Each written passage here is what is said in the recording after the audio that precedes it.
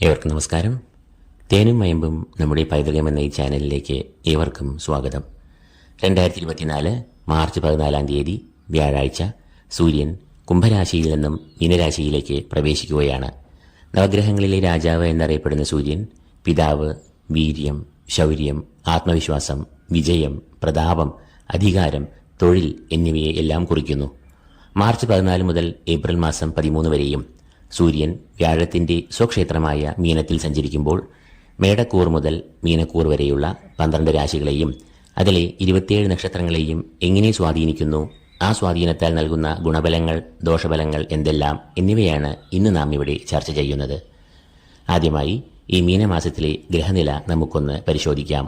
സൂര്യൻ മീനരാശിയിലും വ്യാഴം മേടരാശിയിലും ശനി സ്വക്ഷേത്രമായ കുംഭത്തിലും രാഹുകേതുക്കൾ യഥാക്രമം കുംഭത്തിലും കന്നിയിലും സഞ്ചരിക്കുന്നു.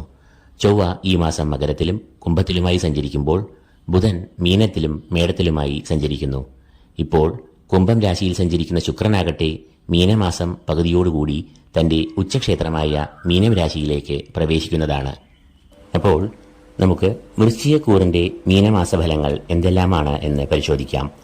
വിശാഖം, കാൽ, അനീഴം, തൃക്കേട്ട എന്നീ നക്ഷത്രങ്ങളാണ് ഈ കൂറിൽ വരുന്നത്.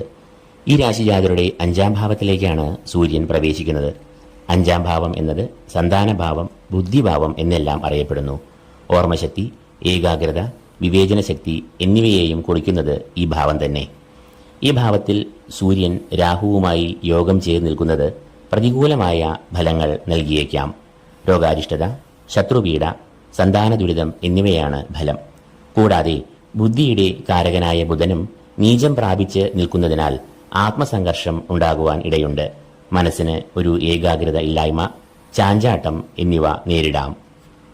അതിനാൽ എടുത്തുചാടി ഒരു തീരുമാനവും ഇവർ എടുക്കരുത്. നിർണായകമായതും സുപ്രധാനമായതുമായ തീരുമാനങ്ങൾ വളരെ ആലോചിച്ച് മാത്രം കൈക്കൊള്ളുക. വിദ്യാർത്ഥികൾക്കും ഈ രവി രാഹു യോഗം പഠനത്തിൽ ഒരു അലസത സൃഷ്ടിച്ചേക്കാം. അതിനാൽ കഠിനമായി പരിശ്രമിക്കേണ്ട സമയമാണ് ഇത് എന്ന് മനസ്സിൽ പറഞ്ഞ് ഉറപ്പിക്കുക. സന്താനങ്ങളുടെ ആരോഗ്യത്തിലും ഈ മാസം നല്ല ശ്രദ്ധ പുലർത്തുക. തൊഴിലിടത്തും ചെറിയ സംഘർഷങ്ങൾ, അതൃപ്തി എന്നിവ ഉണ്ടാകാവുന്ന സാഹചര്യങ്ങൾ സൃഷ്ടിക്കപ്പെടാം.